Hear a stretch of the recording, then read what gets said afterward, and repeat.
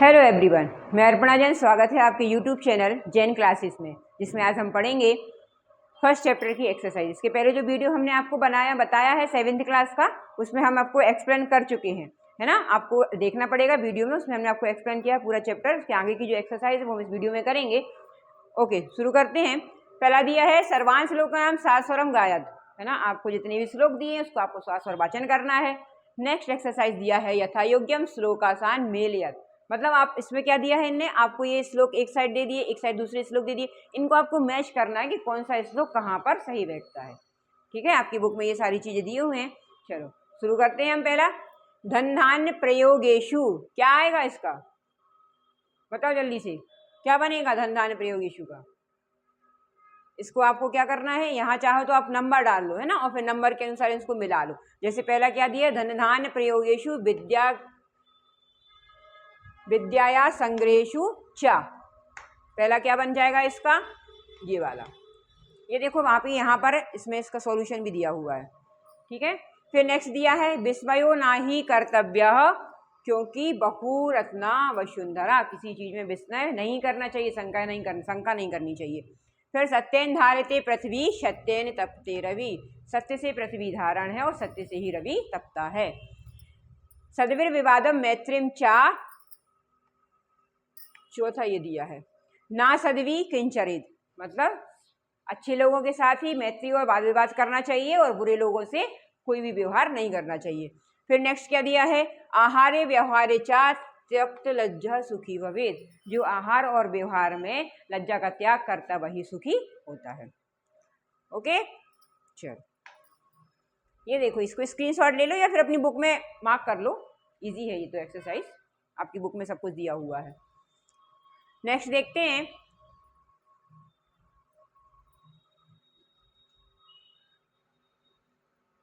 फिर दिया है एक पदेन उत्तरत, मतलब आपको अपने क्वेश्चन के आंसर कितने देना है भाई, एक पद में। अच्छा सबसे पहले चीज बताओ कि अच्छा पद क्या होता है, क्या होता है पद। जैसे हमने ये लिख दिया यहाँ पे राम, ठीक है, या कुछ भी लिख दिया, हमने लिख दिया यहाँ पे राम, तो क्या ये राम पद है, नहीं है। राम क्या है, शब्द है। हम इसको पद बनाना, क्योंकि संस्कृत में पद चलते ना, तो हम इसको क्या बनाना है, पद बनाना है। तो राम क्या है, शब्द है। अब हमने इसमें लगा दिया एक ये विसर्ग, ये क्या हो गया, राम, तो रामा क्या हो गया, रामा पद हो गया, है ना। समझ में आ रहा है, अगर किसी शब्द में विभक्ति लग जाती है तो वो पद बन जाता है। ओके, तो अब इसमें कह रहे हैं कि एक पदेन उत्तरत, मतलब आपको सारे आंसर जो देना है वो एक पद में, एक शब्द, एक वर्ड लिख दोगे तो हो जाएगा, है ना। एक जो वर्ड पद लिखेंगे उसमें कोई ना कोई विभक्ति जरूर आती है। देखते हैं, पहला दिया है प्रतिभ्याम कति रत्नानी। अब इसका प्रतिभ्याम का, पहले तो आप प्रतिभ्याम का मीनिंग बताओ क्या होता है, बताया है हमने, क्या होता है प्रतिभ्याम, पृथ्वी पर, ठीक है ना, पृथ्वी पर कति रत्नानी। अब यहाँ पे ये जो क्वेश्चन वर्ड आया है ना, इसमें आपको आंसर देना है, ठीक है ना। तो कह रहे हैं पृथ्वी पर कति, कितने रत्न होते हैं, कितने रत्न होते हैं पृथ्वी पर, दिया है आपकी बुक में, कितने होते हैं, ये देखो यहाँ लिखा है त्रीणी। तो आपको क्या करना है, इसकी जगह पर अगर आपको एक पद में आंसर देना है तो आप आंसर में सिर्फ क्या लिख सकते हो, ऐसा लिख के, मतलब जो आप भी लिखोगे हिंदी में उसको ऐसा लिख दो, ये आपका पूरा हो गया। समझ रहे हैं, है ना। आपको क्योंकि एक पद में देना, अगर वो कहता है कि पूर्ण वाक्य उत्तरण, वैसे तो अभी शायद 7th क्लास में पूर्ण वाक्य उत्तर नहीं है, शायद नहीं है, होते भी हैं तो देखते हैं। अगर वो कहता है कि पूर्ण वाक्य में दो तो आप क्या करोगे, इसी को मान लो आपको बोल सकते हैं कि पूर्ण, तो आपको क्या करना है, प्रतिभ्याम भी लिखना है, फिर इस कति का इसका कति की जगह आपको इसका आंसर भी लिखना है त्रीणी, और फिर रत्नानी भी लिखना पड़ेगा, है ना। तो वो पूर्ण वाक्य में हो जाएगा, मतलब हमने पूर्ण उत्तर दे दिया। तो कैसा आ जाएगा, प्रतिभ्याम त्रीणी रत्नानी। मगर वो कह रहे हैं कि आपको एक पदेन उत्तर देना है, तो आपको एक पद के लिए सिर्फ त्रीणी लिखना काफी है। नेक्स्ट दिया है मूढ़ई पुत्र रत्न संज्ञा विधीयते, मूढ़ई मतलब मूर्खों के द्वारा, कहाँ, पुत्र का मीनिंग क्या होगा, कहाँ, रत्न संज्ञा, रत्नों की संज्ञा दे दी जाती है, कहाँ, तो क्या कह रहे हैं, पाषाण खंडेशु, इसकी जगह सिर्फ आपको क्या लिखना है, पाषाण खंडेशु, मतलब पत्थर के टुकड़ों में। क्या कह रहे हैं, मूर्खों के द्वारा कहाँ रत्न संज्ञा दे दी जाती है या दी गई है, तो कहाँ दी गई है? पत्थर के टुकड़ों में। इसका आंसर ये दिया है, पाषाण खंडेशु मतलब पत्थर के टुकड़े। फिर है पृथ्वी केन धारयते, पृथ्वी केन धारयते, पृथ्वी किसको धारण किए है, है ना, किसको, तो केन की जगह क्या हो जाएगा? सत्येन मतलब सत्य को, सत्य पर ही पृथ्वी धारित है। फिर है कई संगतिम कुर्वीत, किसकी संगति करनी चाहिए? कई संगति, किसकी संगति करनी चाहिए? तो कह रहे हैं सद्भी, सद्भी मतलब सज्जनों की संगति ही करनी चाहिए। लोके वशीकृति का, लोक में संसार में वशीकरण क्या है? किसके द्वारा सबको हम वशीकृत कर सकते हैं? कौन सा एक शब्द है जिसको हम वशीकरण बोलते हैं? तो क्या है? क्षमा। क्षमा एक संस्कृत वर्ड है ना। तो क्या कह रहे हैं? क्षमा। क्षमा क्या है? क्षमा पूरे संसार में एक ऐसी चीज है जिसके कारण हम किसी को भी अपने बस में कर सकते हैं। समझ में आया क्या पढ़ रहे हैं हम, है ना। आपको बोला गया है कि आप इन पदों के एक पद में उत्तर दो। हमने सारे पदों के उत्तर एक पद में दे दिए। अब आप इसमें सब में देख रहे हो ये सब पद हैं, है ना। यहाँ पे विभक्ति, सब में विभक्तियां लगी हुई है। क्षमा खुद ही एक संस्कृत वर्ड है। ठीक है, समझ में आया क्या पढ़ रहे हैं अपन? ओके, चलो नेक्स्ट करते हैं। अब इसमें आपको प्रश्न निर्माण करना है। कैसे करते हैं प्रश्न निर्माण? कैसे किया जाता है प्रश्न निर्माण? मतलब जो शब्द आपकी इसमें अंडरलाइन है, जो भी पद, उसमें आपको क्या करना है? उसकी जगह आपको कौन सा आप ऐसा एक वर्ड लगाओगे जिससे क्वेश्चन बन जाए, है ना। प्रश्न निर्माण करने का मतलब क्या है? रेखांकित पदानी अधिकृत प्रश्न निर्माण कुरुत, मतलब आपको रेखांकित पदों पर प्रश्न निर्माण करना है। ठीक है, चलो देखते हैं हम प्रश्न निर्माण। ये जो अंडरलाइन वर्ड है ना, इसकी जगह आपको एक वर्ड लिखना है जिससे ये क्वेश्चन बन जाए। समझ गए? प्रश्न निर्माण मतलब क्वेश्चन करना है इसको। ओके, पहला दिया है सत्येन बाती वायु, मतलब सत्य से ही वायु बहती, बाती मतलब बहती है। तो अब क्वेश्चन क्या बन रहा है? हम बोल रहे हैं सत्य से वायु बहती है या सत्य में वायु निहित है। किस में? क्वेश्चन क्या बने? किस में वायु निहित है? तो इसमें क्या आया है? सत्येन आया है। तो इसमें जब हम क्वेश्चन बनाएंगे तो कौन सा वर्ड लग जाएगा इसमें? केन। अब ये चीज याद जरा ध्यान से देखना है कि इसमें केन कैसे लग गया। सत्येन जो दिया है, सबसे पहली चीज तो ये देखना है किस विभक्ति में दिया है? तृतीय विभक्ति में दिया। जैसे हम पढ़ते हैं रामेण, है ना, रामः रामम रामेण, एक वचन में। ठीक है ना। तो जिस विभक्ति का कर्ता रहेगा ना, उसी की अपन को क्या करना? उसी विभक्ति में अपन को इसकी क्या बनाना है? प्रश्न बनाना है। समझ रहे हैं? ये हम आपको एक वीडियो बना है किम के शब्द रूप हैं, जिसमें आपको पूरा वीडियो देखेंगे तो आपको पता चल जाएगा कि शब्द का मतलब प्रश्न का निर्माण कैसे किया जाता है ना। कुछ भी नहीं करना पड़ता। जैसे एक हम आपको बताते थे, एक थोड़ा सा आपको करके बता देते हैं। जैसे हम पढ़ते हैं बालकः, बालक के शब्द रूप पढ़ लो, है ना। पढ़े कभी बालक के शब्द रूप? पढ़ना है, 7वीं क्लास में आ गए, आपको ये 6 में दिया है, आपको इसको पढ़ना है। पहला दिया है बालकः, बालकौ और बालका। ठीक है, ये प्रथमा विभक्ति के रूप है। ठीक, अब हम उसको बोले कि आपको इसमें प्रश्नों का निर्माण करना है। मान लो ये शब्द दिया है एक बालक, इसको ये अंडरलाइन कर दी हमने, इसकी जगह आपको प्रश्न बनाना है, प्रश्न निर्माण करना है इसमें। तो आप इसमें क्या कर दोगे? कुछ भी नहीं करना हमको। ये जो बालक दिया है इसको हम क्या कर देंगे? बालक। ये कहाँ बना गया? ये क्वेश्चन बन गया, इसका प्रश्न निर्माण हो गया। समझ रहे हो? ये क्या हो गया? इसका बालक शब्द का या कोई भी ऐसा शब्द आता जहां पर प्रथमा विभक्ति लगती है, तो उसमें जब हम प्रश्न निर्माण करेंगे तो हम उसकी जगह क्या लगा देंगे? कह।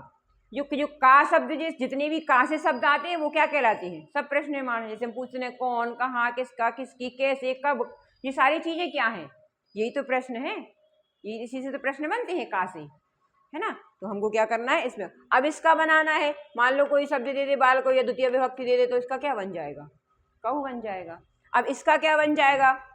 बाल का कहा बन जाएगा? नहीं, गलत। इसका क्या बन जाएगा? इसका चेंज होके के बन जाता है। तृतीय विभक्ति का जब हम चेंज करते हैं तो के बन जाता है। जैसे इसमें इन्हें दिया है, इसमें तृतीय विभक्ति लगाई है और इसमें इन्हें क्या कहा है? सत्येन, तो क्या बन जाएगा?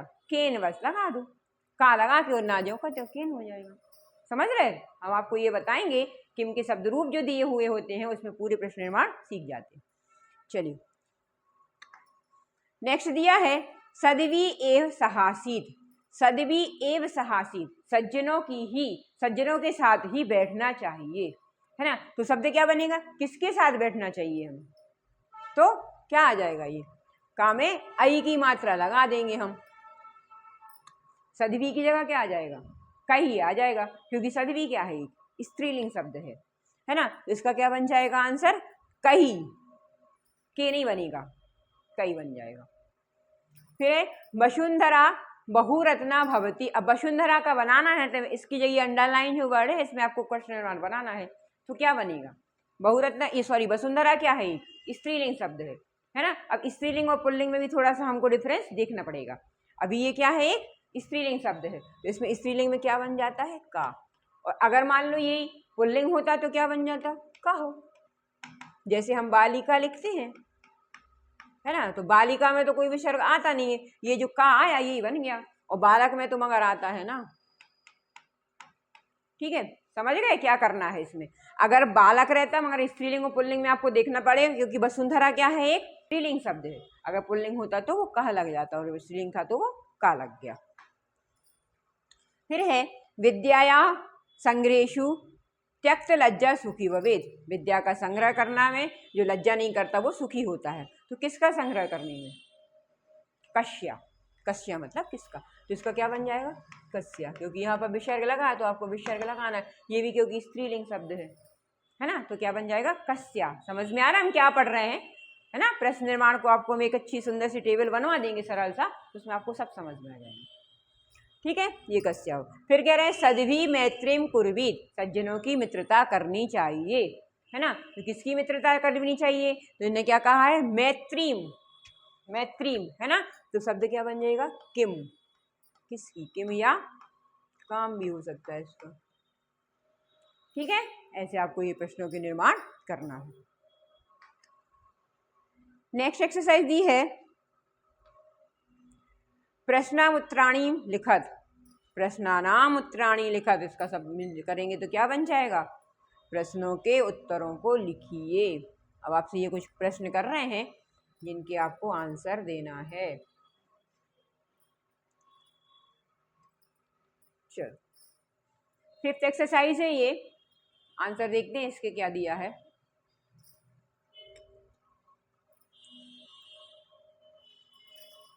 पहला दिया है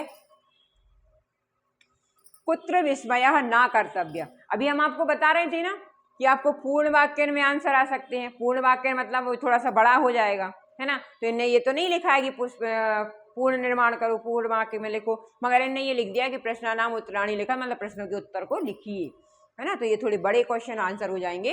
पहला दिया कुत्र विस्मयः न कर्तव्यम, कुत्र मतलब कहाँ, विस्मय मतलब आश्चर्य या शंका, ना नहीं करना चाहिए।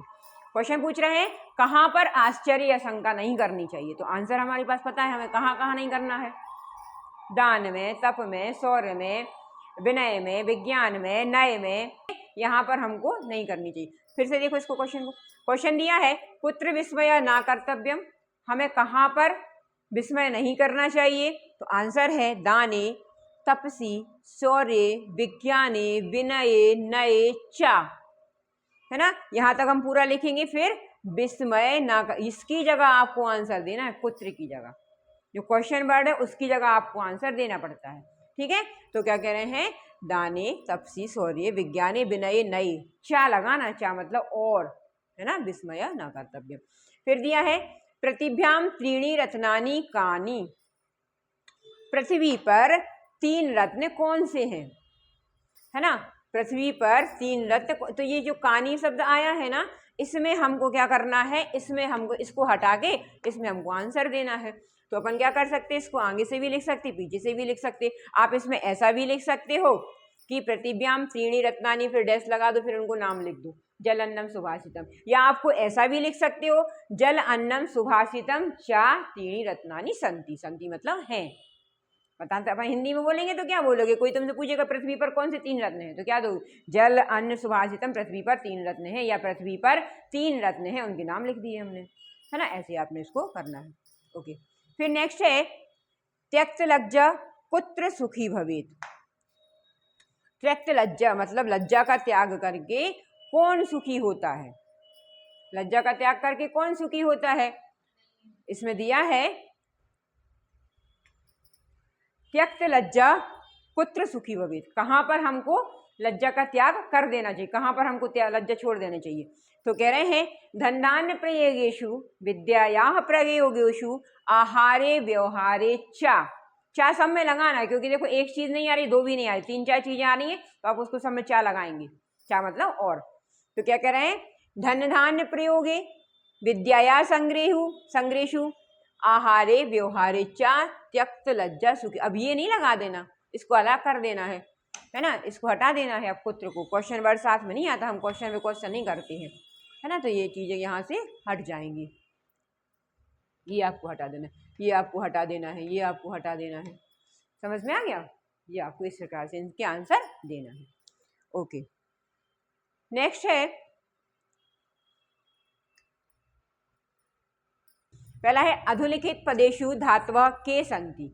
ये जो अधोलिखित मतलब ये जो नीचे पद दिए, ये पद दिए गए हैं, इनमें आपको धातु बनानी है कि इनकी धातु कौन कौन सी है। धातु क्या होती है, हम जो भी कर रहे हैं, है ना, अगर धातु में, धातु का मतलब ये है, जैसे एक पट है, पट क्या है, पट एक धातु है ना, पट क्या है, एक धातु है, ठीक है। अगर हम इसमें प्रत्यय नहीं लगाएंगे तो ये कुछ क्रिया नहीं बन पाती है ना। हमने इसमें ती प्रत्यय लगा दिया तो ये पठती हो गया। ऐसे ही इनने कहा है, इसे ये करोति दिया है, करोति क्या हो गई, एक पूरा धातु हो गई। इसमें मेन धातु क्या हो गई, मूल धातु क्या हो जाएगी इसकी, क्रा, है ना, क्रा मतलब करना, करोति मतलब करना। फिर दिया है पश्य, पश्य का मीनिंग क्या होता है हिंदी, देखो, इसकी धातु क्या होती है, दृश्य। फिर भवेत होना, किसी का होना, भवेत भू, इसमें धातु कौन सी यूज करते हैं, भू। और तिष्ठति, तिष्ठति मतलब बैठना, स्था, इसकी मूल धातु क्या है, स्था, है ना। इन सारी धातुओं से ये सारे पद जो बने हुए हैं वो इन धातु से बनते हैं, समझ गए। धातु बहुत प्रकार की 10,000 धातुएं हैं, है ना, 10,000 धातु हैं बहुत सारे, उनको 10 भागों में बांट दिया गया है। तो इस प्रकार से ये धातुएं, इसकी मेन धातु जो क्या है ये है।